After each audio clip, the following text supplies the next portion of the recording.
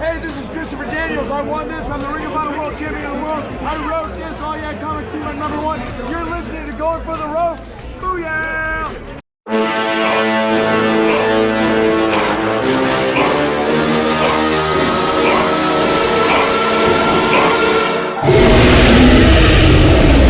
Hello, ladies and gentlemen, and welcome to another episode of Going for the Ropes. I'm your host, Starfish, here with the villain, Jay Taylor. And I'm talking to my other host through the phone because I am too lazy to go out there to you today. Yes, it's okay. It's okay. Listen. When you work, you're tired. It's all understanding, man. It's understanding. It's been Let's get this show on the road. So today we'll be talking about Extreme Rules.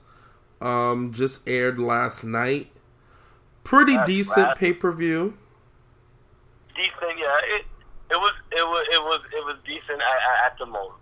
It could have been better in some matches, but we'll get to that when we'll get to that. But it was a decent Raw pay-per-view. Because, you know, Raw's build-up sometimes are crappy, you know, going into the pay-per-view. But this one was pretty okay. Yeah, we'll talk about the build-ups to the matches that happened. I think that a lot of the matches didn't have a solid build-up, but I think that they pretty much held their own. Yeah. They did the best of what they could do. Oh, don't die. Nah, I'm good. All right, so to start things off is the pre-show. So we had a pre-show. We had The pre-show was Kalisto versus Apollo Crews. Wait. Before you get into that match, remember they were talking on the panel. I remember Kurt Angle had got on the panel. Wasn't that before the match? Yes, it was. I didn't catch it. I was Did you see that part? Yeah, yes. I didn't really care for majority of the stuff that they were talking about, because pretty much they were talking about it was just like the Bayley versus Alexa Bliss for the first ever female candlestick match for the women's championship, and then I forgot that I don't know the guy's name, the guy that has his own radio station. He got like the orangey hair. Sam Roberts. Yes, Sam Roberts. Him. He had asked Kurt Angle. He's like, yeah. So he's like, I would like to know what was in that text message. And Kurt Angle's face was like Kurt Angle put a worried face.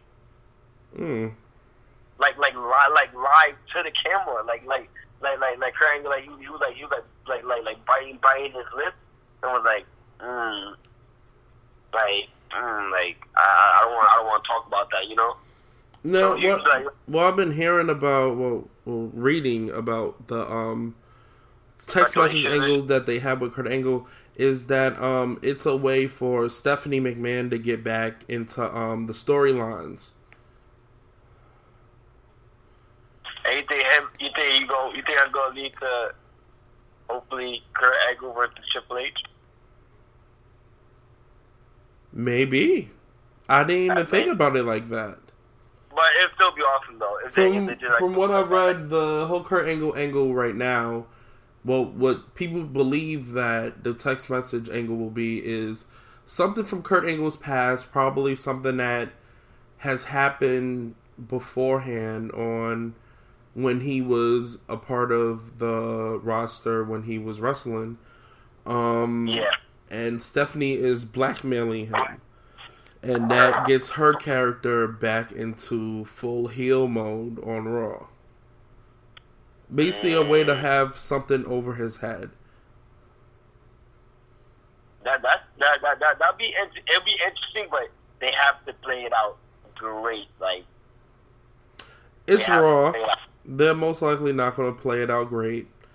They're probably going to speed it up for SummerSlam. Probably even before that. We'll probably know what the text message was in probably about a month. I hope it's later than that, though, funny shit.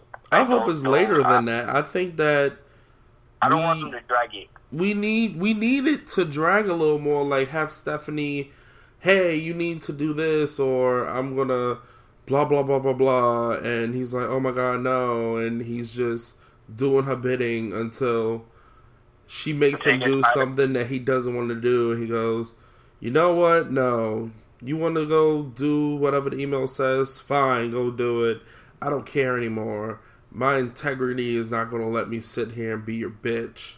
And then maybe Triple H could come and then, no, don't talk to my wife like that. You're going to get fired and I'm going to kick your ass.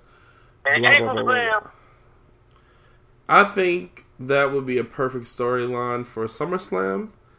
That would be cool. That would be cool, yo, because Kurt Angle could still go. Like, I was watching him when he was like wrestling with the WCP W wrestlers and shit.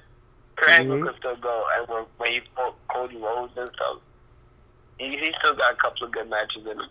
Oh yeah, most definitely. Kurt Angle is amazing, and I mean, I've listened to Chris Jericho, I've listened to Edge and Christian, and all have said that Kurt Angle is one of the most amazing wrestlers because when after he won his Olympic gold, WWE contacted him and asked him if he wanted to, become a wrestler.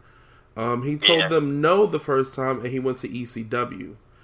Now, before he signed with ECW, they wanted him to come and, see what they were giving out. He went during the day that Sandman crucified, was it Raven at the time? Yeah, Raven. Was that barely legal?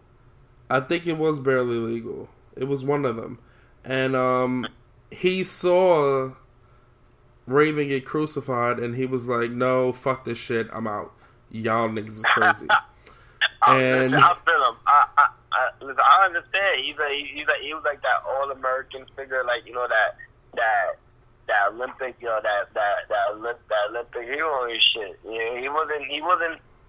How was he supposed to play that Olympic hero in ECW? He could have played. He could have been a lot more ruthless in ECW. And ECW back then, they built a lot of characters. A lot of people that WWE got during and after ECW went out of business got their characters from ECW. If it had not been for ECW, Stone Cold Steve Austin would not have found his voice. That's true. You're right. Mick Foley understood what being a heel and a face was while in ECW. He was a face majority of his career. Towards his end of ECW, they wanted to turn him heel, and he was like, well, if I hit somebody over the head with a baseball bat, I'm going to be cheered. I need to get boos. How am I going to get boos? How did he get boos? He told people not to fight like that, to just wrestle. No hardcore, no going over, no bleeding everywhere. And that's how he got boos. He was being a heel by being a face. That's smart. That's smart booking right there, That's smart. And most of that happened in ECW. Most of the people that we cheer for because they were in ECW, they found their voice there because not only did Paul Heyman think outside the box, but he listened to what a lot of the wrestlers' ideas were, and he let them go with it. And if it didn't work, he would say, hey, well, I have an idea. Let's put a spin on it. And the spin would work. Yeah. Listen, well, Paul Heyman's mindset and him giving his wrestlers the freedom to try shit out and see if it worked, that made ECW work. That's what made ECW work. To be honest, ECW failed because of, I would say, the TV deal that they had. I think the TV deal is what basically raped their wallets. Yeah. We got way off track there talking about ECW. Yeah. But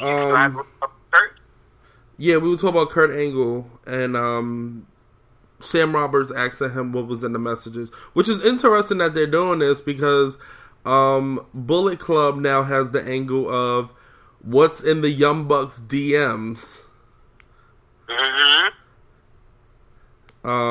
I think it's interesting is we want to see what's in the Young Bucks DMs, and we want to see what Corey Graves got as a text message about Kurt Angle.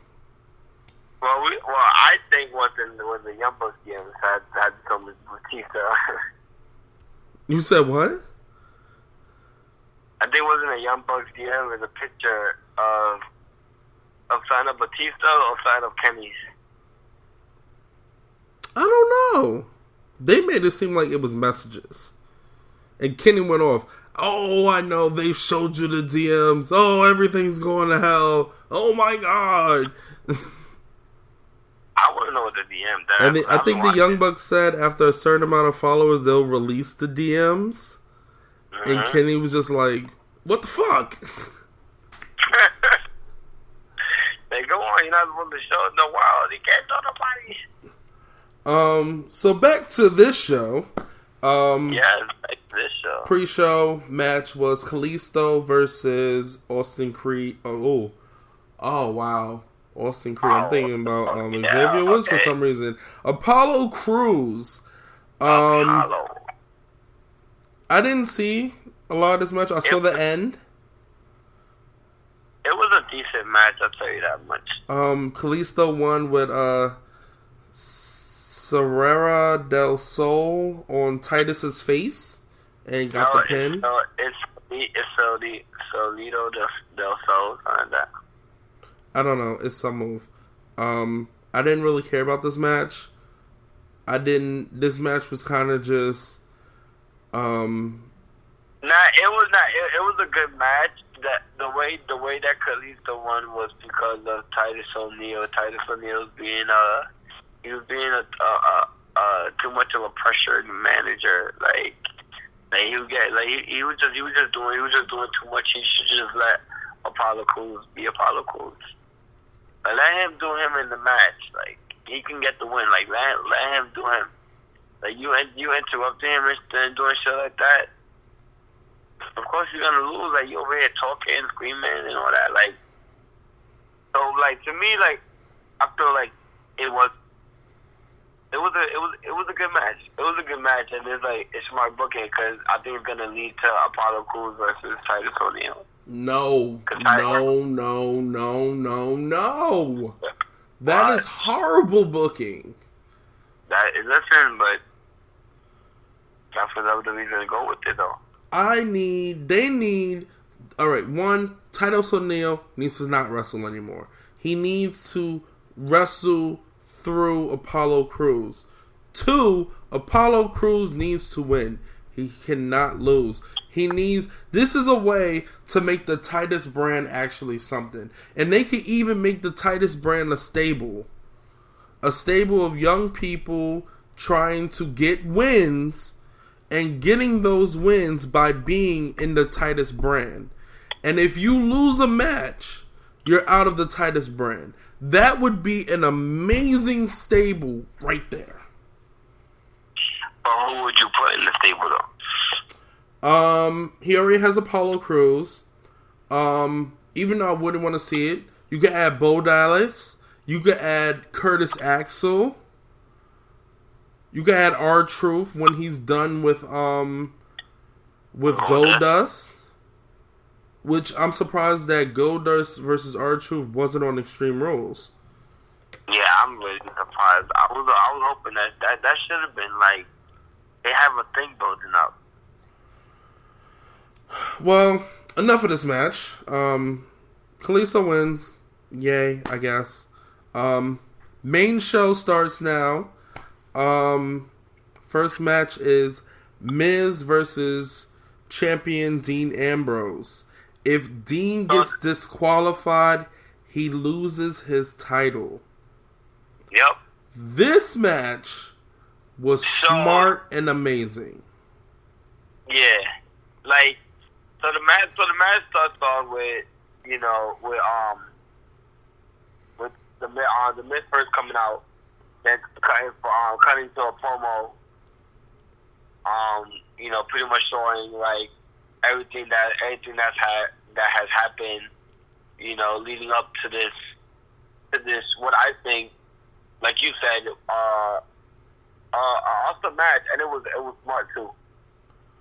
Yeah, it was very smart because, and I know a lot of people didn't like the idea of there being if you get disqualified match, then you lose your title on Extreme Rules. However, the idea that this crazy guy, Dean Ambrose, can't use a weapon or he'll lose his title makes it the anticipation of what could happen. And they show that through so many false DQs in this match.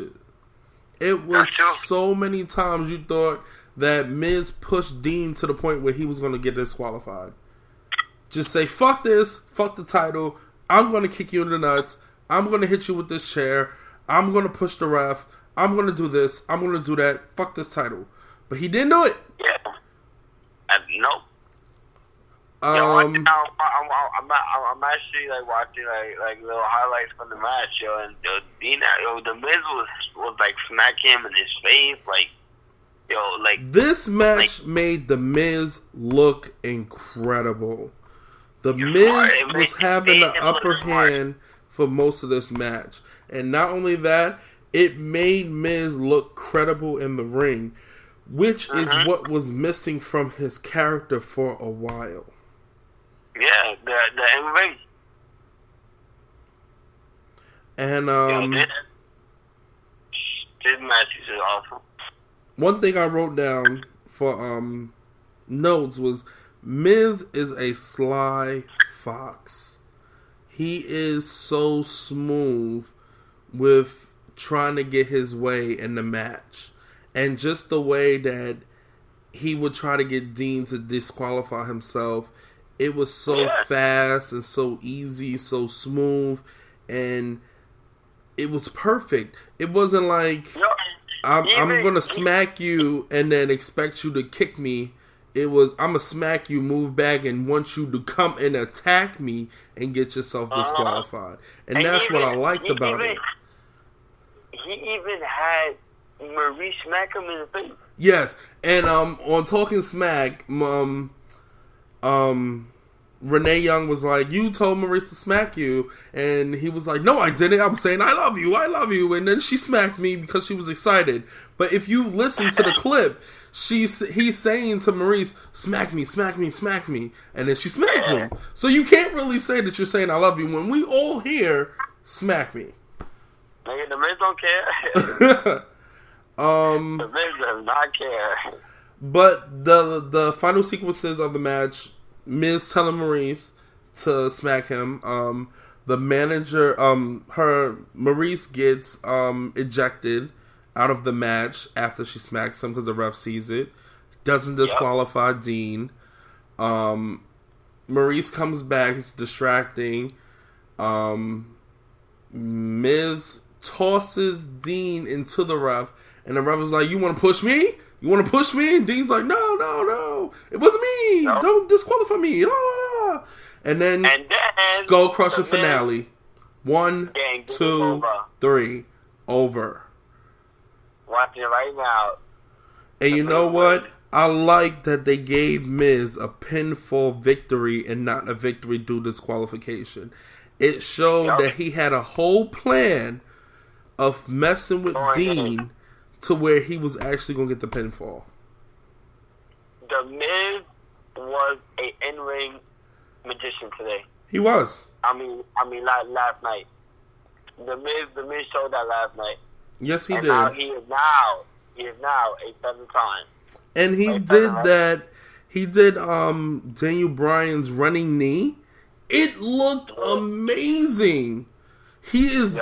You could tell that he is training doing Daniel Bryan moves because he is getting better. The kicks that he does, that Daniel Bryan does, look so good now. It doesn't look like he's just like gently kicking him in the chest. Yeah. Like that first kick, you felt that kick. Yo, the Miz is learning. That's it. Like the Miz is about to be on top of his game, bro. Well, I hope so, and I hope that Raw does a good job and makes him the star that he was on SmackDown. You think so? New Intercontinental Champion, The Miz, 7-time Intercontinental Champion. Only person that has held that title more than The Miz is Chris Jericho with 9 title reigns. That's true. So the Miz is up there, guys. Oh yeah. The Miz is up there. Next we have a Bayley promo. Bayley talking about how she can't get extreme. She's gonna prove everybody wrong. Blah blah blah blah blah. Took the words right out of my mouth. I was actually expecting like Nia Jax to just come up to her and be like, "I have a message for Alexa," and just beats the shit out of her. That would have been hot. Right. A couple of minutes, a couple of segments before the match.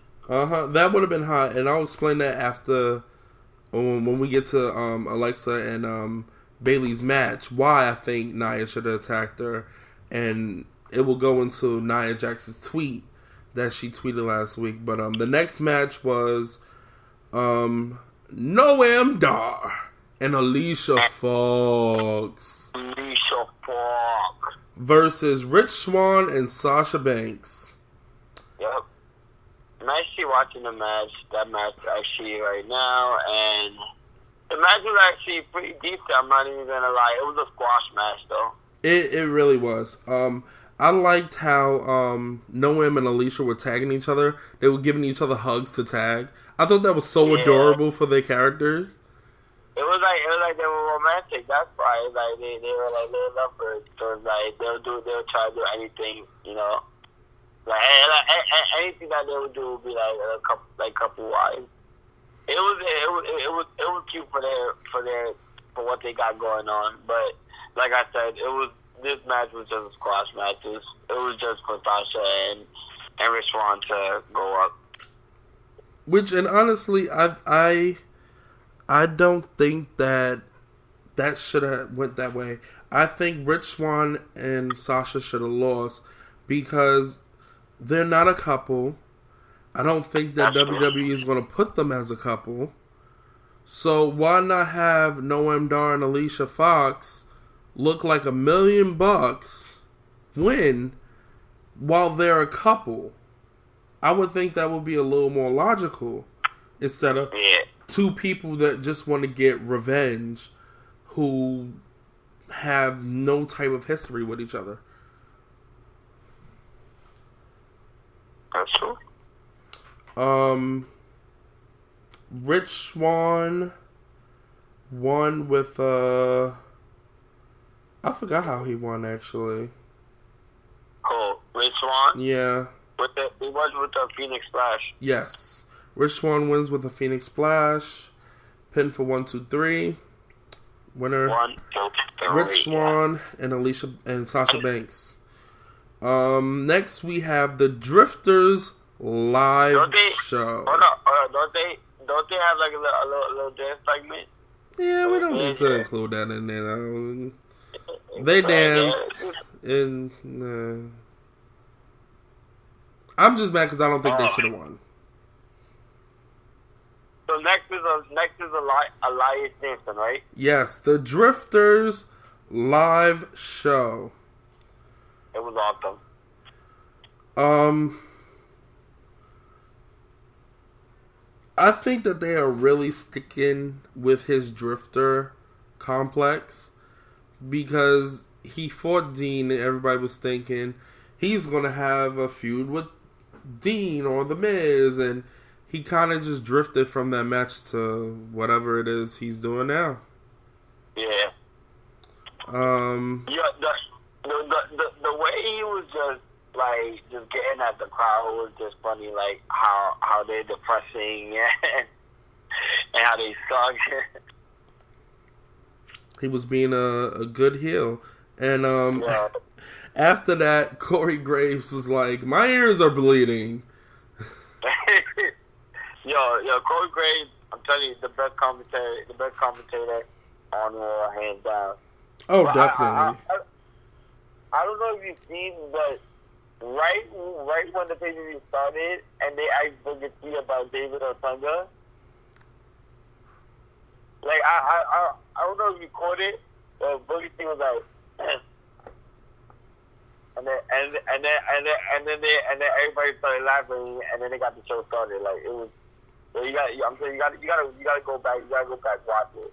Well, as of right now, Booker T is stated to be the Raw announcer Raw commentator until the end of the summer.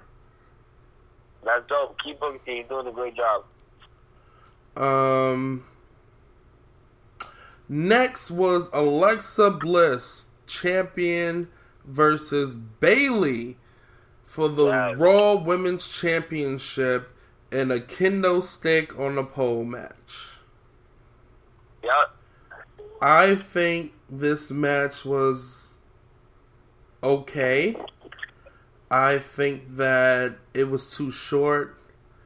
It was a little sloppy with some of the spots where Bayley was going to use the kendo stick, but obviously didn't. Look, right. I'm gonna cut you off, right? But look, right. Bayley didn't even use the kendo stick not even once, right? And there was at one point when Alexa Bliss started using the kendo stick and she cracked it right back on her neck. Mm-hmm. Yo, if you look at the referee's face, the referee was like, "Oh!" I even peeped it. I was telling Mickey, yo, babe, did you just see that? Yo, she had it right on her neck. And then I rewinded and I showed everybody else that was here, and they were like, "Yo, she going right in the neck." I'm like, "Yeah." Yeah, Alexa held no punches with that kendo stick. She let everybody know, I'm not going to hit you like a girl. I'm going to fuck you up with this kendo stick. Yeah.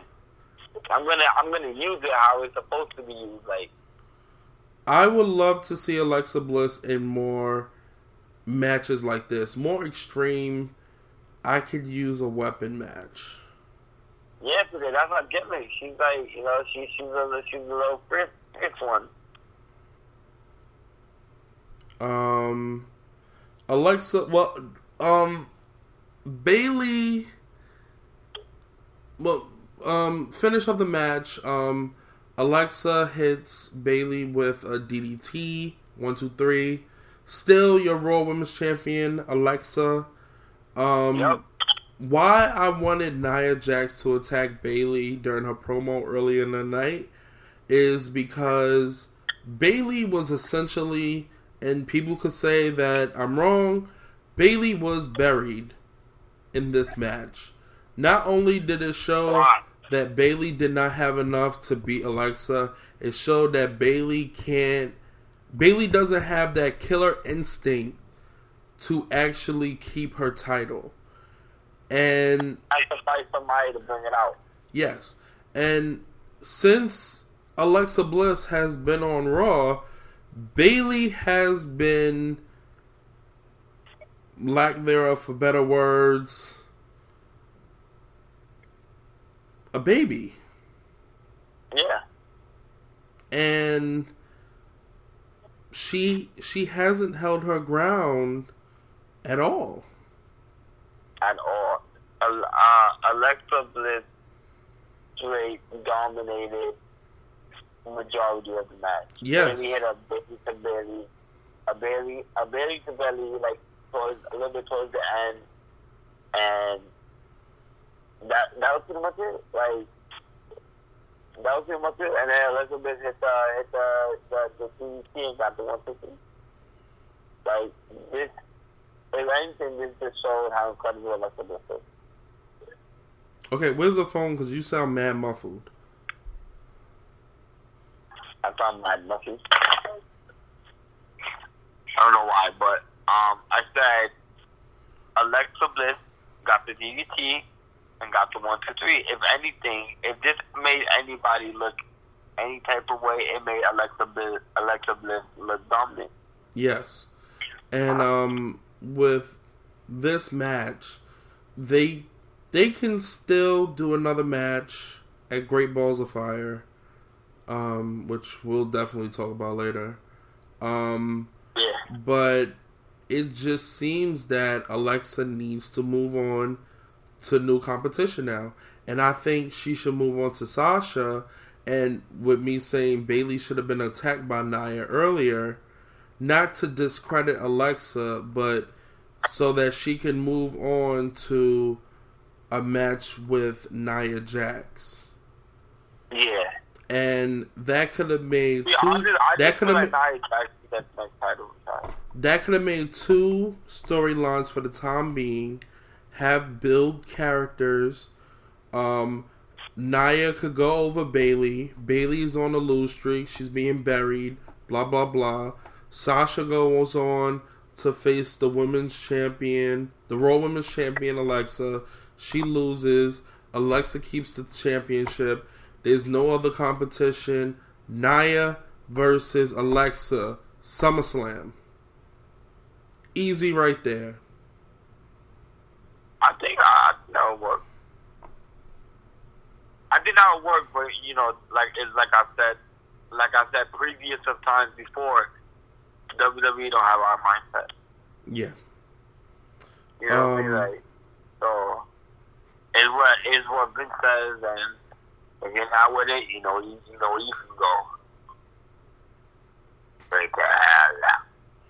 Pretty good match. I'm waiting to see the aftermath tonight on Raw.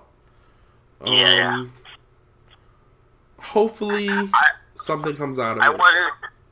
I want to see Bailey. I want to hear Bailey's excuse, and I want to see what Alexa Bliss has to say.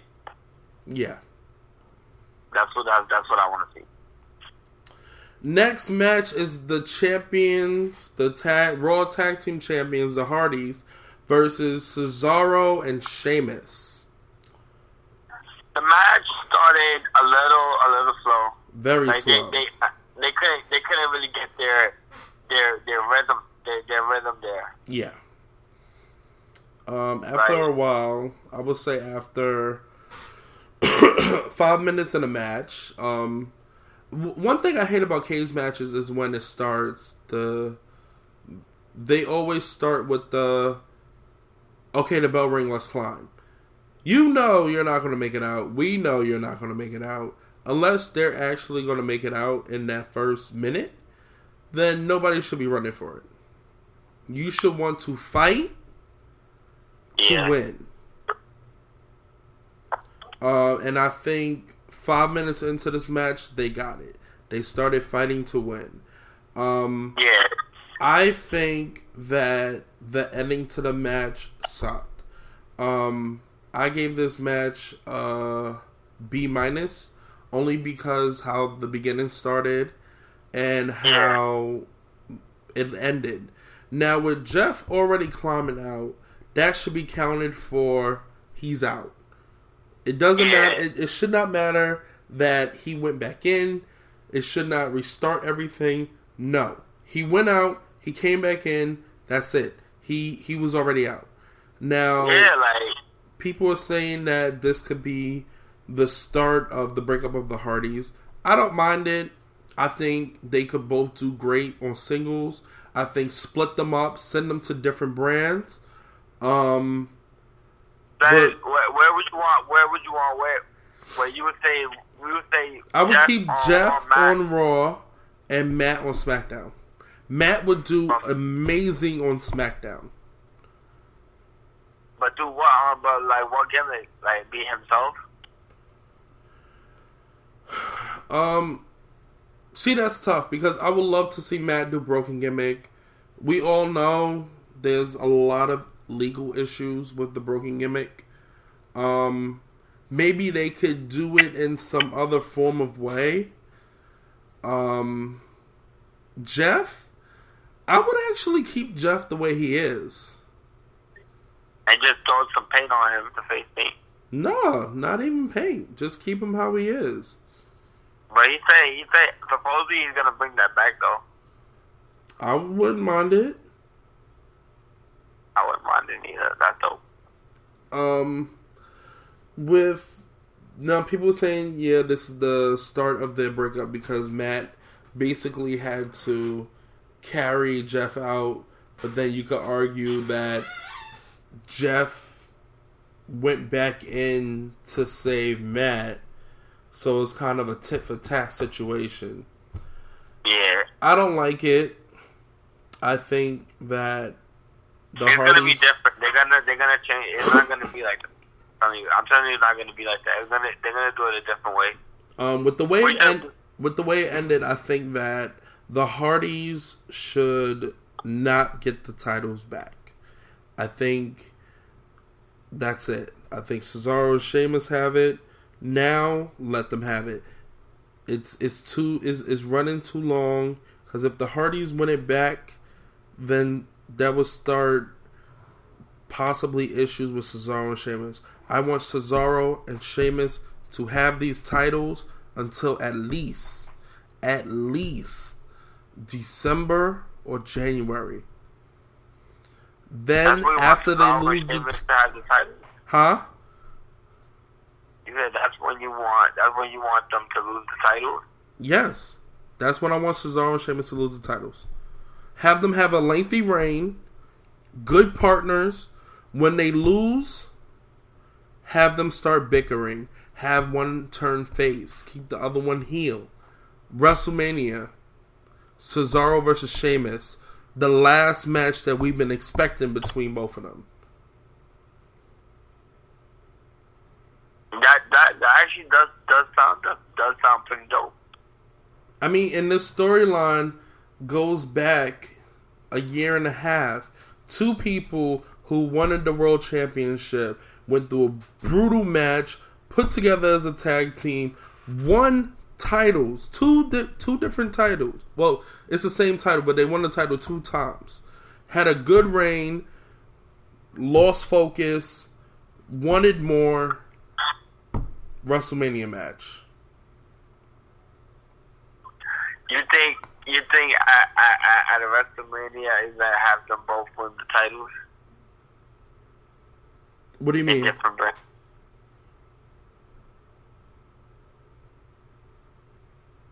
What do you mean by that?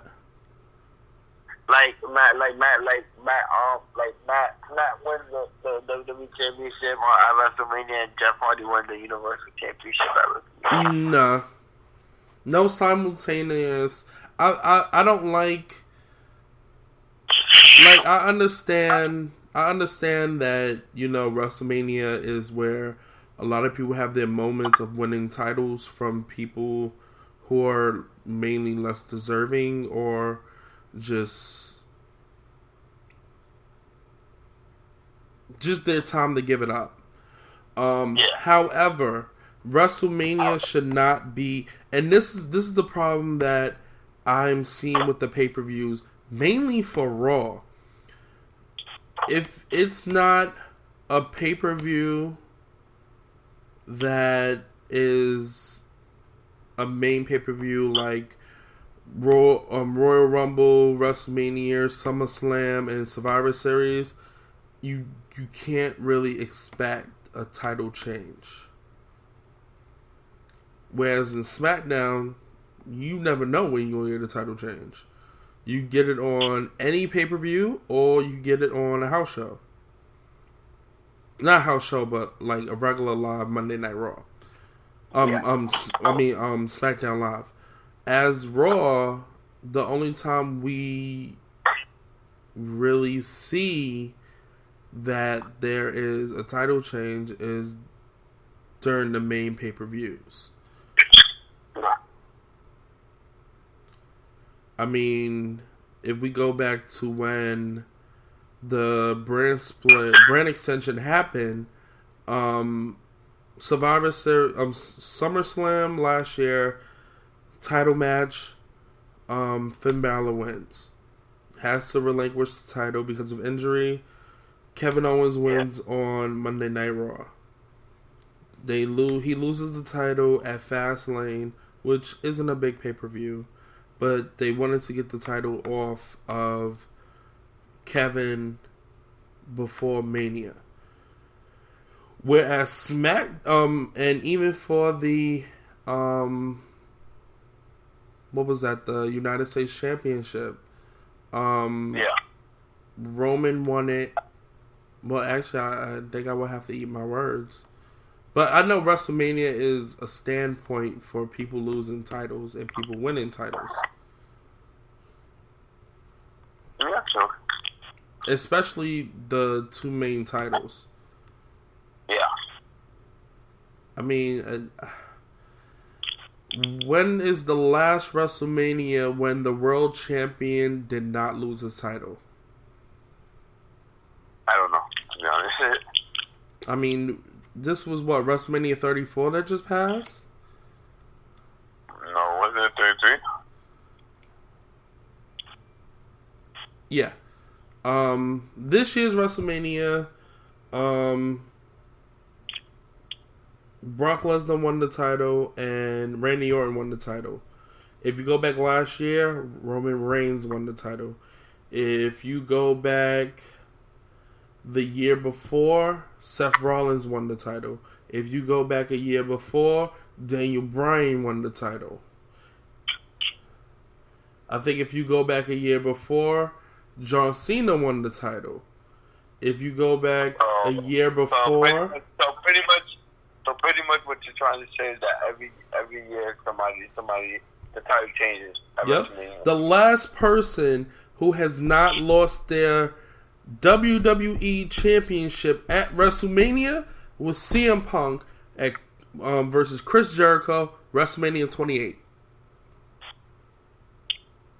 He's the last person to come in and leave as champion. But WWE you know what champion. I told you, right? Huh? You know what I told you, though, right? What? That CM Punk's the best in the world.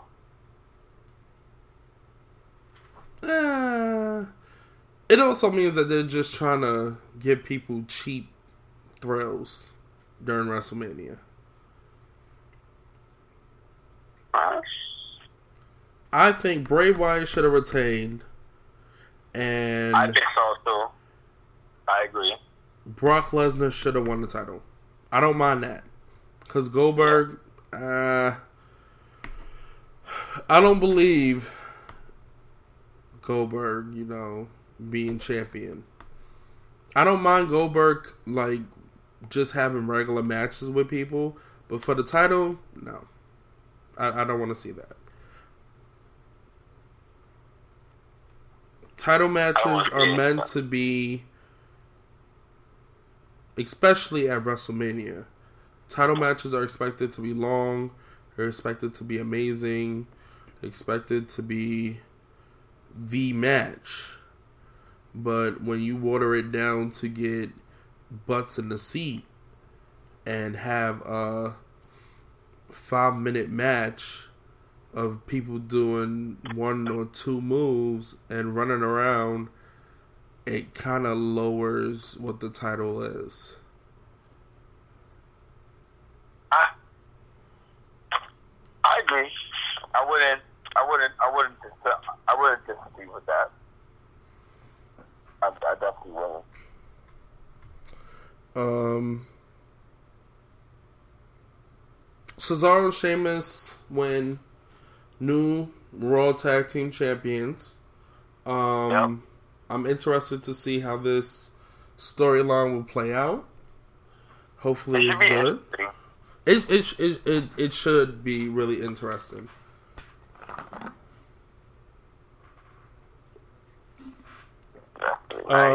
Next we have Austin Aries versus the Cruiserweight Champion, the King of the Cruiserweights, Neville.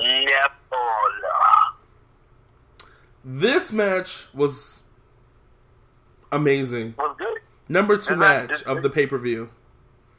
Yeah, the match was good.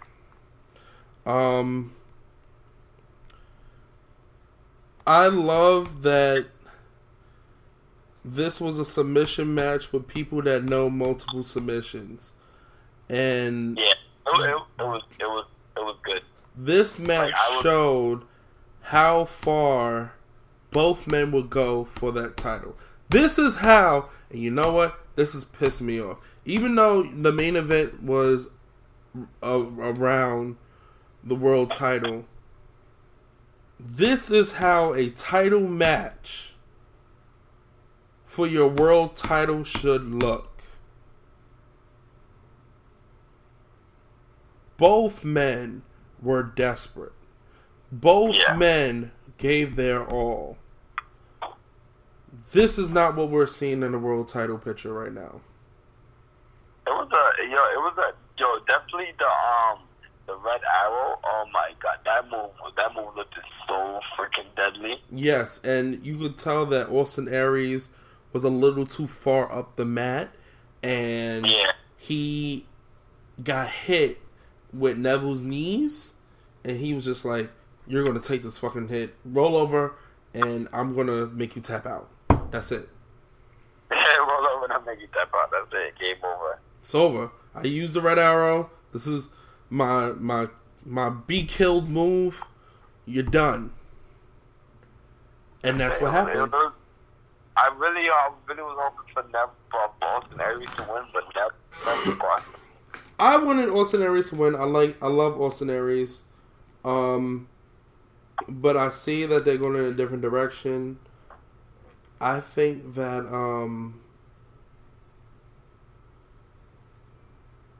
I have an issue with the cruiserweight division period, because it kind of is just the division, and every now and then they throw some females in there.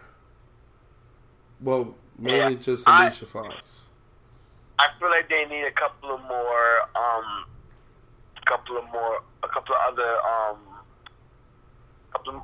other storylines going, a couple of other different storylines going. I mean, they do. The problem I think that they have is keeping the cruiserweights with the cruiserweights.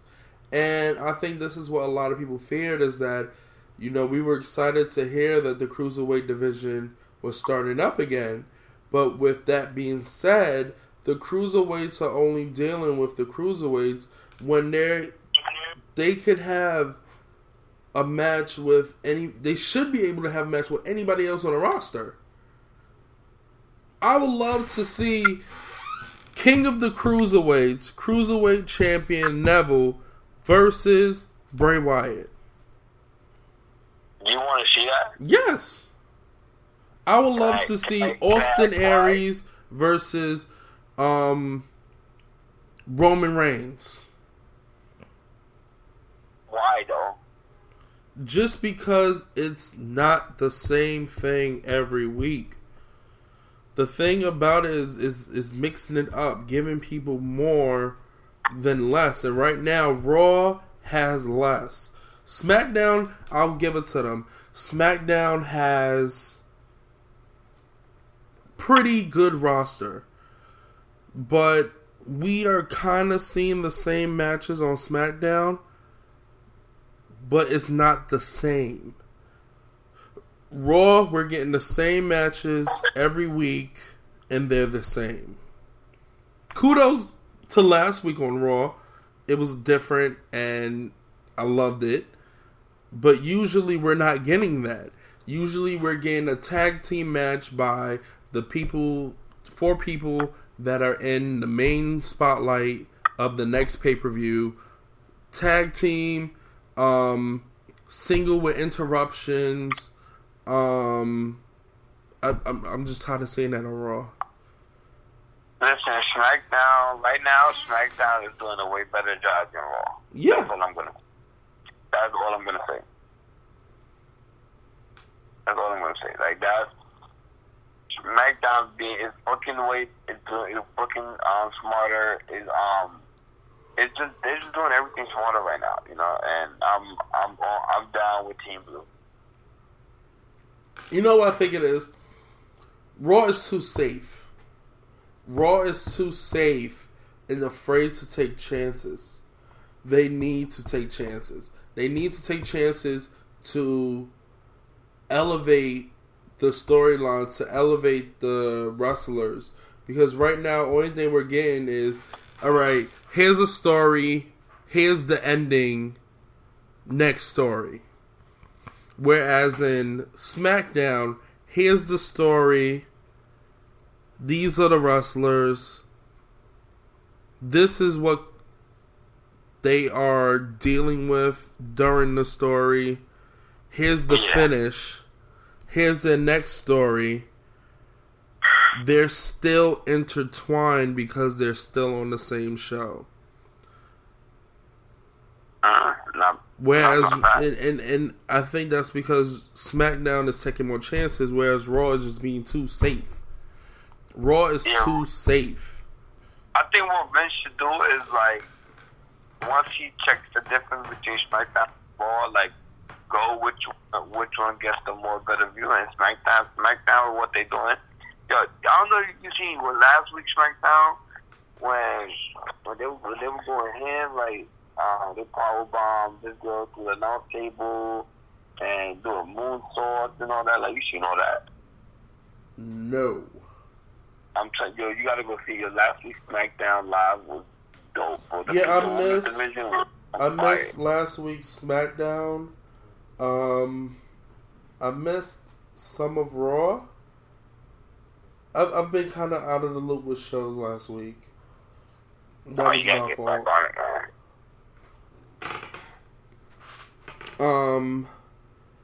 Back to the match at hand though. Neville versus Aries. Good match. I call it what place it was. Second match of the night. Well, it was second last, but it was the best second. It was my number 2 match of the night. I can agree. Neville wins. Red Arrow into a submission. Austin Aries taps out. You could tell after the match the disappointment that he had on his face. Yeah, he was. No. Wait. Well, one thing I want to say about that. Neville did not look disappointed. He actually had a smirk on his face. No, not Neville. I'm talking about Austin Aries. No. That's what I meant. Austin Aries had a smirk on his face when he was sitting down. He looked disappointed to me.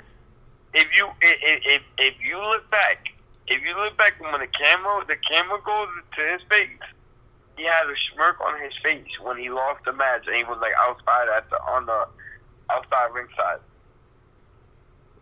That didn't look like a smirk to me.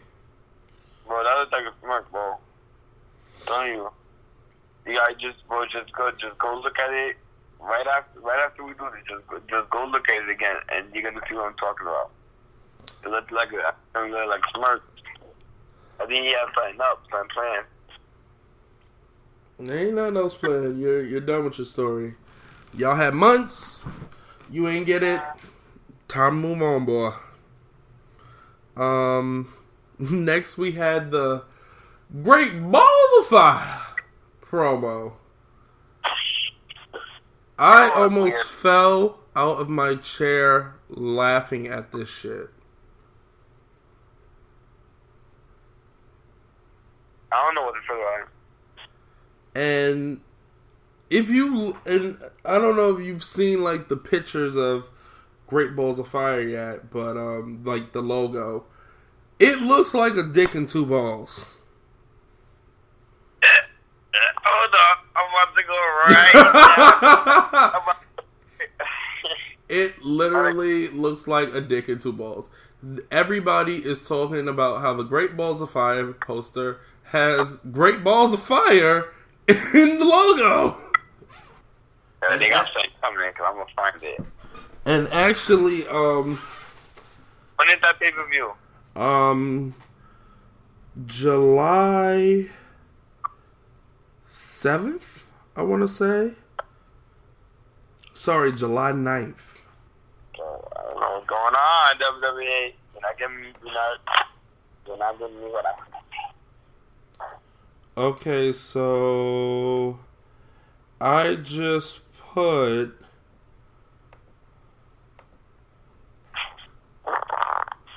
the Great Balls of Fire logo on our Twitter. On our Twitter.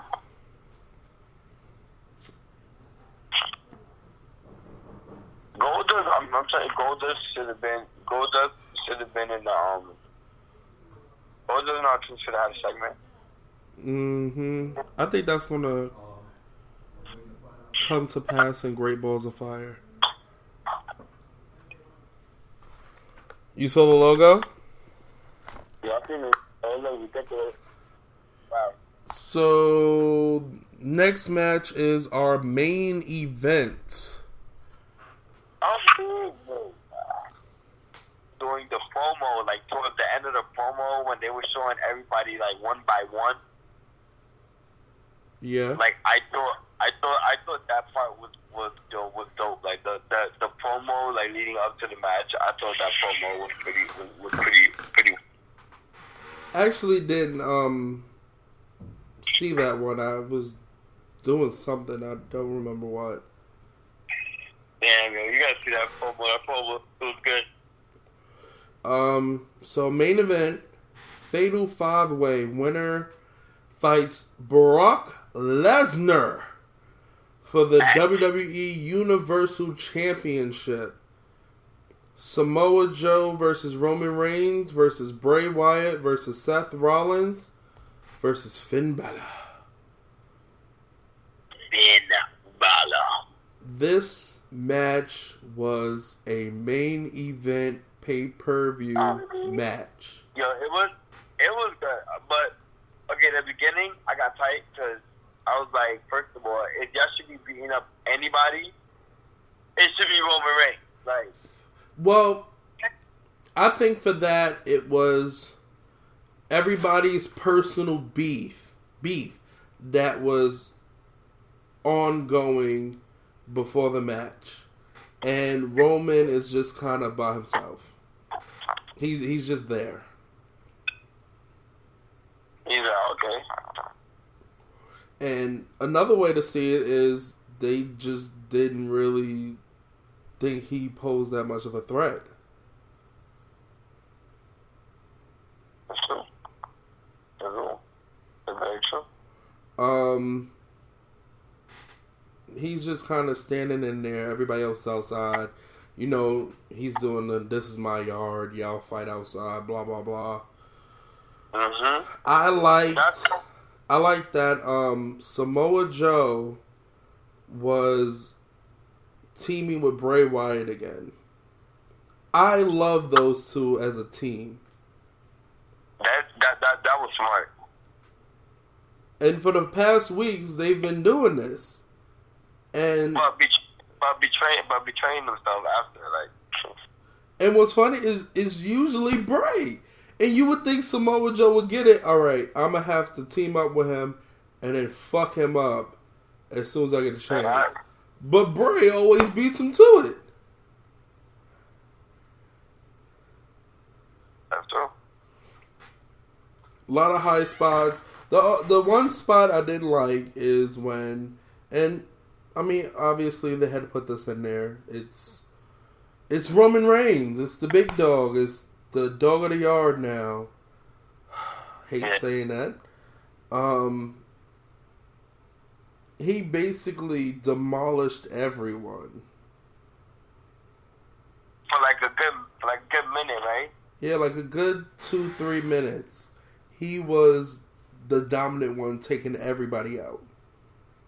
Yeah, he was kicking ass. That was, when I seen that, I was like, no, I was like, come on, don't tell me. But then I was like, nah, Roman Reigns. Yeah, I was when he went to pin Rollins, and Rollins, it got so close to the 3 count, I was about to flip my whole desk.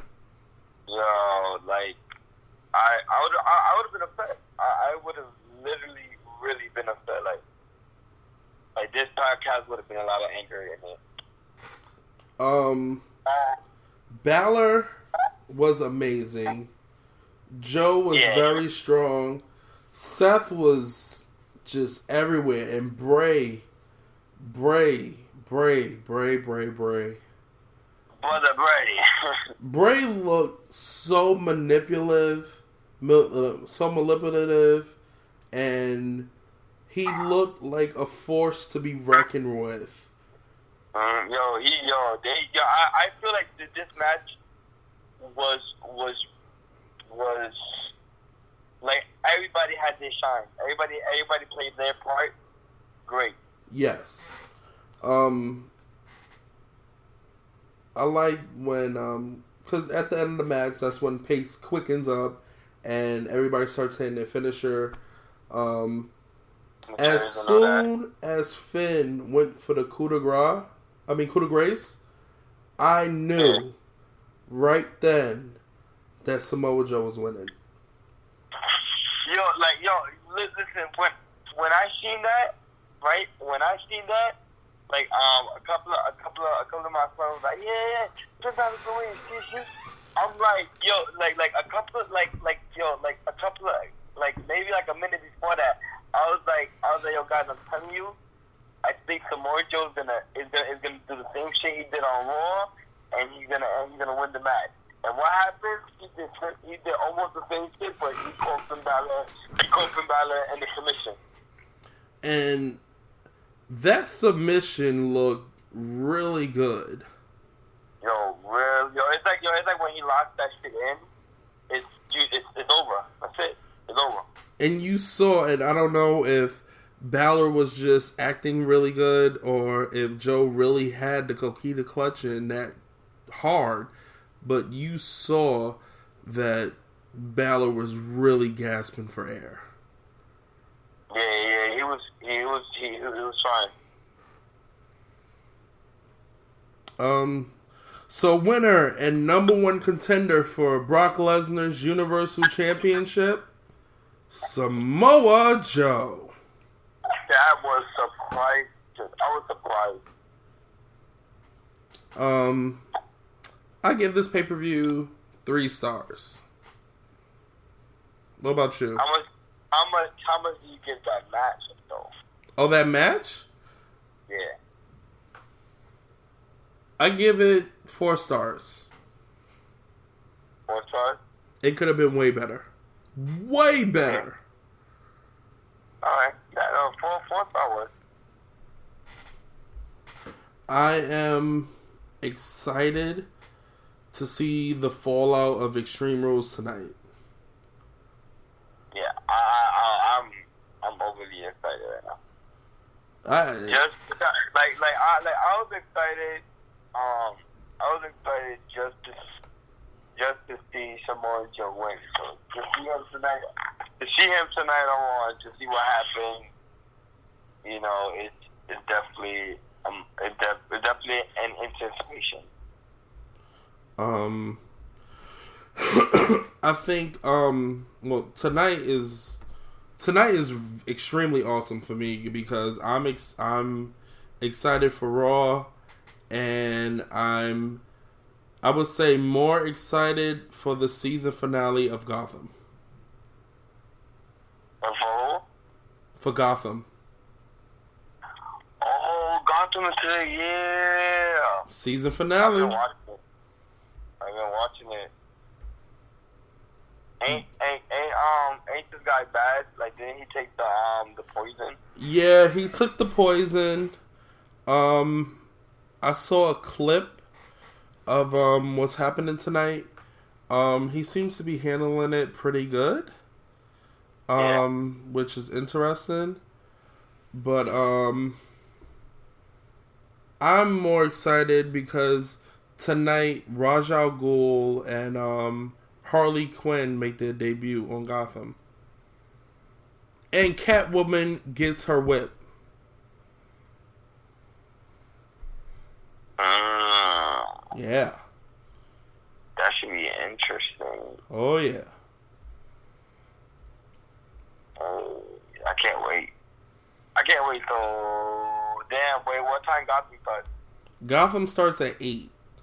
I'm going to record it and watch it after Raw. Oh, So we have an interview coming up soon with House of Glory Hog Wrestling former tag team champion Mark Quinn. He's had amazing battles with the Hardys, well, the Broken Hardys, and God, what is his name?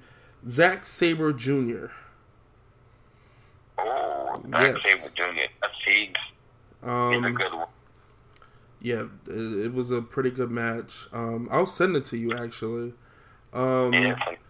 We will be having guest appearances by newcomers and oldcomers of wrestling fans.